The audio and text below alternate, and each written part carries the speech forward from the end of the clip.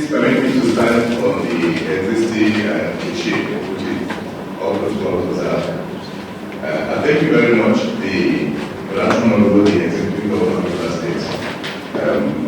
You said all. I just was speaking to the Commissioner who was a colleague before she joined you, that you are a frank voter. You said it. In fact, you spoke as if you were not a governor. Anyone that has any question, please, you can raise your hand and then we'll pass the microphone to you. I think it's going to be this way. My name is James Thomas. Can we agree that we forget to In your speech, sir, you talked about, you gave a little history about the amalgamation of Nigeria. And I think it's almost a unanimous position that we deserve as a people to come to a time where we need to sit down and renegotiate our destiny. But I think the one issue here over time is what they call sovereign national conferences. There is no argument that we need to talk, but there is a serious argument that whether this talk should be sovereign national conference. You've been in legislation, and you know the technicalities of the law. What is actually wrong with this sovereign national conference issue? Does it question the Constitution, or do we really need to look at it closely and find a way of shutting the course on the part of the Constitution? Last year, I spent time in your state. I spent about a week, and the purpose for my journey there was to follow up on what was written after the United Nations Environment Programme did an examination of the environmental hazards that oil production has brought to Ogoni land. And I took time to travel deep into Ogoni land and into the villages, to talk to the villages and to see things for myself. And I have to say that I was deeply, deeply shocked by what I saw, by the conditions of the people, by the level of environmental degradation that is taking place, and the fact that they are living within it. Because in some of the places I went to, as soon as I alighted from the car, the air was so toxic that even I was finding it difficult to breathe, and I was trying to finish as quickly as I can so I could leave, because it was really hard. So I was wondering how the people could live in such conditions, which is bringing me to my question. There was a settlement, there's a Niger Delta amnesty, but my feeling is that the people were not taken into account in this amnesty, that it is those who have carried guns and weapons to intimidate and to threaten that have been settled in inverted commas, while the people who are at the sharp end of this have not been heard and their problems have not been taken care of. The UNEP report talked about immediate remediation to the problem, that even $1 billion was just in there to start, and 30 years is required to restore the environment to any decent level. But months after this, nothing has happened, nothing has gone on. You are the governor of the state. I know that it is not just for the state government, but it's a federal government issue, because this is a Nigerian issue. So here they are. One, is anything really going to be done about this, or is this report just going to be tossed away like others? Two, do those in government understand that if these issues are not tackled properly, there will be another uprising in the Delta, because you will have a new set of militants, a new set of people angry and despondent that nothing is being done, and you'll be back to square one. Mr. Governor, my name is Manuka. I'd like to avert our minds to the Asiatic countries where there was poverty, there was illiteracy, but they pulled themselves up. So the same sheep can be redirected. It requires leadership. I don't think God changed the Asians before they started to prosper. I think God gave them a leader. Now, none of those leaders lasted only 4 years. So constitutionally, shouldn't we be looking at a longer term or somebody who can come and be voted back several times? Thatcher really changed Britain. It was not a presidential system, but she didn't govern for only 4 years. I don't think you can do anything in 4 years. The first 2 years, you are settling your godfathers. The next 2 years, you are preparing for the next election. In fact, this year we find that we started preparing 3 years ahead. So this system, I fear, may have its limitations. So I'd like you to think of those 2 points. One is constitutional, what form of government, never mind in is it literature or somewhere, somebody said for a form of government, let fools bother themselves. But I think the form of government is important. So how do we change the people? I think it's the leader. How do we get the leader? And how long does he need to be there? Basically, these are my questions. Now, you have a position, you stand in a place of influence. You have opportunity to speak to other governors of this country. I do want to believe that you stand and talk to them like this. I would expect that.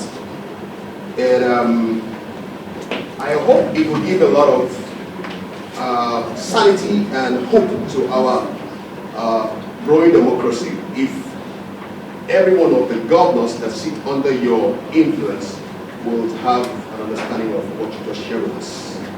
It will help a great deal. So I'm going to say that as active citizens of this nation, we're going to demand that you help us to get the other governors to understand that, like you said, good governance about people being people-centric. And you borrowed a lot from the Bible, which is a very strong reference material. And so I'm going to also say that in my little understanding of that source that you quoted from extensively, there is a particular governor called Nehemiah. And I vote as a gift to you, sir, that you have to look at Nehemiah. It will help you greatly because he was centered, his government was centered on people centricity. And we could see how effective his government was. So one more time I want to commend you for your forthrightness and sincerity. The general impression in Nigeria is that while I agree that followership is a major issue determining the way Nigeria is today, the general impression is that the problem with Nigeria is the problem of leadership. And in saying leadership, we're saying that it appears that Nigeria throws off leaders who are completely disconnected from the people they are supposed to be. But recently, I've just had the privilege of coming up close with people like you, Your Excellency. The first time I heard you speak publicly like you just did today was at the South-South Summit recently. And I saw a governor who was speaking and saying things that people like us are supposed to be saying. This is the second in this series. Dr. Dwagan, governor of Delta State, was here as the lecturer for the first of this series of lectures. And I must say that he also spoke like the ordinary Nigerian. I have been privileged to come up close with Governor Akpabio, and you need to hear Governor Akpabio speak. He speaks like he's just coming off the street. So, sir, if it is true that people in your position know all these things, what is the problem, sir? The last question was the most impressive question. I have never said that the problem of Nigeria is the problem of leadership. That means you're not listening to me. If you were listening to me, I was very clear. I did not say that the problem of Nigeria is the problem of leadership. I said the problem of Nigeria is economical in nature. What you wanted to hear from me is to say it's a class-determined problem. That's what you want to hear from me. And if you listen to me, you heard me say, if you bring Bishop Desmond Tutu here, the assumption is that Bishop Desmond Tutu will be a good governor of the Bishop Desmond. If you bring my book to to this culture, to this economic culture, Nigeria would be the same way it is, or he's forced out. You're making me say, there are things I don't want to say, which I want people to say by themselves. The people must take their destiny. I don't know.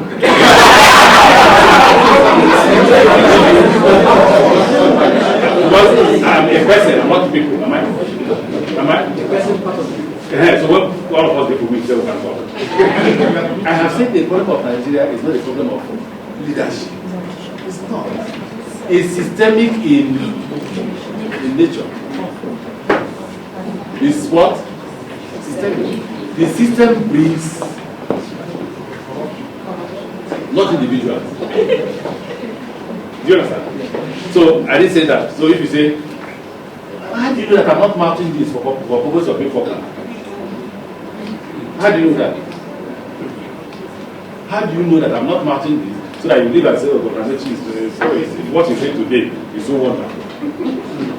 So I said to you clearly, it's economic.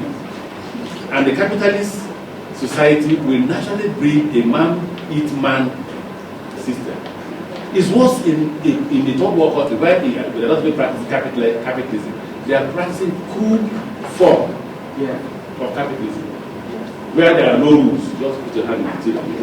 Everybody's taking. Why did they finish? They couldn't more. Everybody's taking. It does not, because capitalism on its own provides employment because there's production that goes on in the capitalist side. Nigeria is not a capitalist country. Neither is it a socialist country. Only God knows what it is.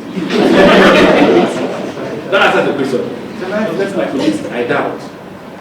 Because my colleagues are more competent than I am. By far. The problem is that the system has bred so much problems that you don't want to even listen to a governor. You don't want to see what governors are doing. I was in Jigawa. I was marveled at what I saw the governor of Jigawa say. And I told him clearly. I said, nobody knows. So when they say governors are thieves, they include you. So, you see, and the people are too impatient now because of hunger that those little contributions we make have no consequence to them. What they are looking for is immediate solutions like America. Imagine what America was before Obama came in. Imagine if he had allowed the economy go into recession. What would have happened? But up till now, because of hunger, poverty, and unemployment, America doesn't want to hear what he has achieved. They want the solution to that hunger and poverty before he will get the second term. They want to hear the story of, you see, why you were last. You can see that in Nigeria, you can see that in America. The economy was at the point of tipping, and he stood there to push it a bit back. But that's what they're looking for. They said, you promised us, and he said, okay, not less. He has created up to 4 million jobs. They want to know. What are what he promised? But they don't want to know because they want everybody who has deserved to be employed. So the governors are working. But much more than that is that they are even themselves know if they sit back that they are inhibited by the system. I know that I will say this, and maybe I hope that this will be what I will say because everybody is complaining about it, the government is complaining about it, but I will say it. Rivers has the capacity to provide 24-hour power supply to our people. But the system has refused to allow me to provide that power. We have the money, we can generate, we are currently generating 545 megawatts. Our people require only 400 megawatts. Why can't we distribute power? The law says states cannot distribute. Okay, I go to the federal government, give me the license to distribute. They say, no, in writing. Go to court. This is of law. Yeah. If you go to court, I don't want you to be very clear. Unless you have a liberation judge who will say, no, that's not what I'm saying. And if they appeal, they will get the judgment. So it's much more than you and I, individual. It's to the point of the system. So, and again, these big governors, changes will come. Changes will come. Is Asian miracle possible in Nigeria? I can't answer. Believe me. Because the 1+1 has never been 2. There is no permutation that has come correct in Nigeria. Any professor that sits here and tells you that what is teaching you can go Nigeria, let him show you evidence of it. Let him show you one element of whatever he has taught you that has happened in Nigeria. Rather than Nigerians are poor. Common knowledge. You don't need to go to investigate.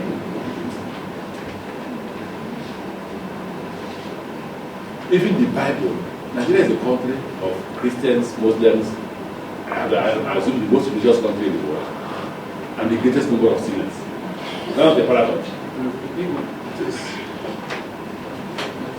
Now I say that what gravitation towards religion is informed by economic. And just want to live in sin. But poverty doesn't allow them to live in sin. So they go to church today, ask for miracle, if it happens, they go back to sin. Once they sin, it makes them lose what they are looking for. They go back. So there's that confusion going on. So is it possible here? No idea. It's the time limit. It is not the number of years you spend in office that determines this thing. Supposing you get a party that spends 20 years. I don't know what the party does. That's what it's supposing. It took the woman in court, Thatcher, 5 years to turn around the economy of Britain. She did it to say 10 years. She did it. It took Clinton how many years? 8 years. Even before 8 years, the surplus was there. It's a system. The system does not stop you from stealing. The system does not stop you from doing anything. It's a lovely country to live in. The only problem with Nigeria for the elites is this criminal who shoot people here and there. If they remove these criminals, they love the country to live in. It's a wonderful country. So if you say what will you it's up to you. Whatever constitutional framework you want to put in place, please do put in place. But that won't bring a solution. You only, if you're not careful, you will bring a very wicked leader who will stay for 30 years chasing all of you away. You will bring Pinochet or whatever. You will bring him and all of you will go on the run. Me, I'm used to running, so I want to Ghana. You never report. I listen to you. It's a federal government. I don't believe that anywhere in the university you go, I don't do it. I don't believe that. I'm one governor who's on the streets. I can go to any part of the university and I do go. And I've got to go very much. I even made it possible as you left. I don't know if I've not read that report in detail. And actually, I was expecting them to acknowledge the fact that they couldn't even get access to Goni. What gave them access to Goni was the accessibility of the government. I had to go down there, spoke to the people. Town hall meeting, because I used to go to town hall meeting. Chairmanship of governorship from and stopped from holding my usual town hall meeting.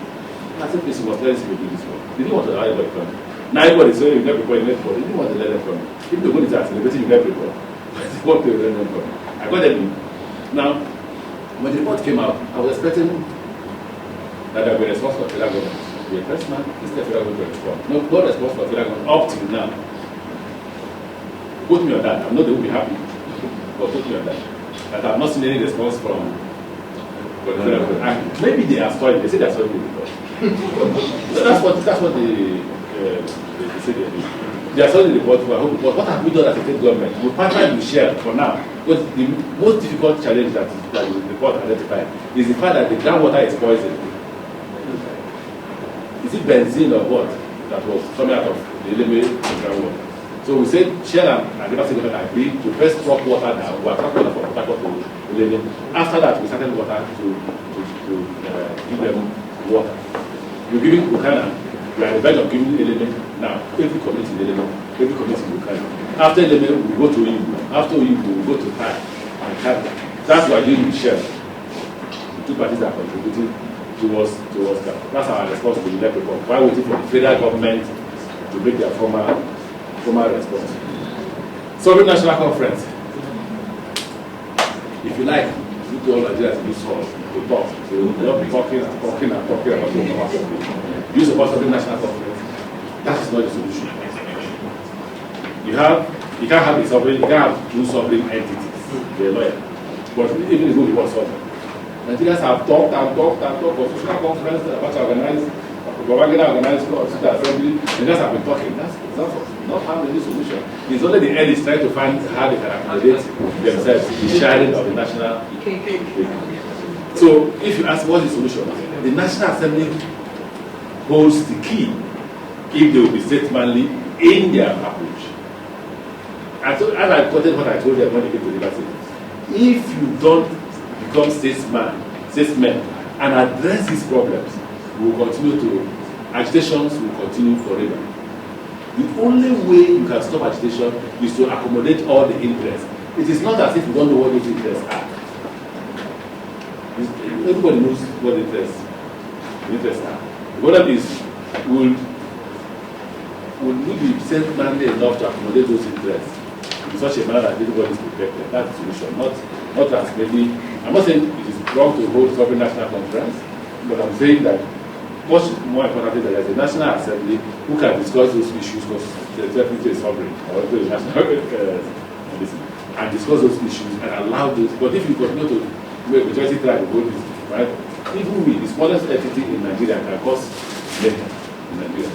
Thank you.